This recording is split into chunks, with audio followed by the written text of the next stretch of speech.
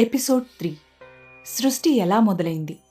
సృష్టికి పూర్వం ఈ జగత్తంతా జలమయంగా ఉండేది. ఎటు చూసినా మహాసముద్రమే, దానికి ఎల్లలు లేవు.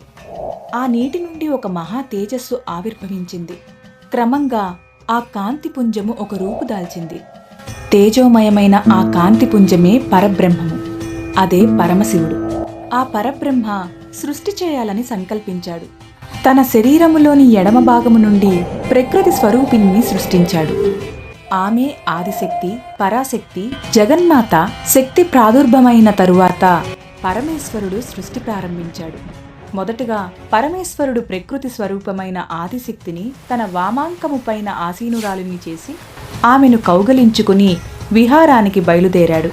ఆ సమయంలో పరమేశ్వరుని సంకల్పము వల్ల నీలమేఘశ్యాముడు 4 చేతులు కలవాడు. ఆ చేతుల యందు శంఖ, చక్ర, గద, పద్మములను ధరించినవాడు లక్ష్మీదేవితో కూడినవాడైన శ్రీమన్నారాయణుడు ఉద్భవించాడు.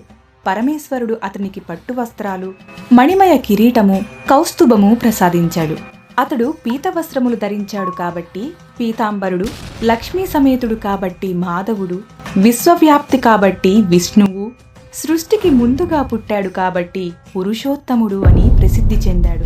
పరమేశ్వరుడు నారాయణుడికి ఓం నమః శివాయ అనే పంచాక్షరి మహామంత్రాన్ని ఉపదేశించి, నారాయణ, సర్వకాల సర్వావస్థలయందు ఈ మంత్రాన్ని జపించు, ఈ జగత్సృష్టిలో నీదే ముఖ్య పాత్ర అని వివరించాడు. విష్ణుమూర్తి సముద్రంలో వటపత్రము మీద శయనించి పంచాక్షరి మంత్ర జపం చేస్తుండగా అశరీరవాణి ఇలా పలికింది: ఓయి, నారమునందుండట చేత నీవు నారాయణుడవనబడుదువు అని పలికింది. నారము అనగా నీరు, జ్ఞానము అని అర్థం. అందుకే శ్రీమన్నారాయణుడు జ్ఞాననిధి. ప్రకృతి త్రిగుణాత్మకమైనది, అనగా సత్య రజస్తమో గుణములతో కలిసి ఉన్నది. పరబ్రహ్మ చిత్యాత్మకమగు తన వీర్యమును గుణసంచలము లేనప్పుడు ప్రకృతి యొక్క యోని ఎందుంచాడు. దీనివల్ల మహాతత్వము పుట్టింది. మహాతత్వము వికారము పొందటం వల్ల అహంకారము జనయించింది.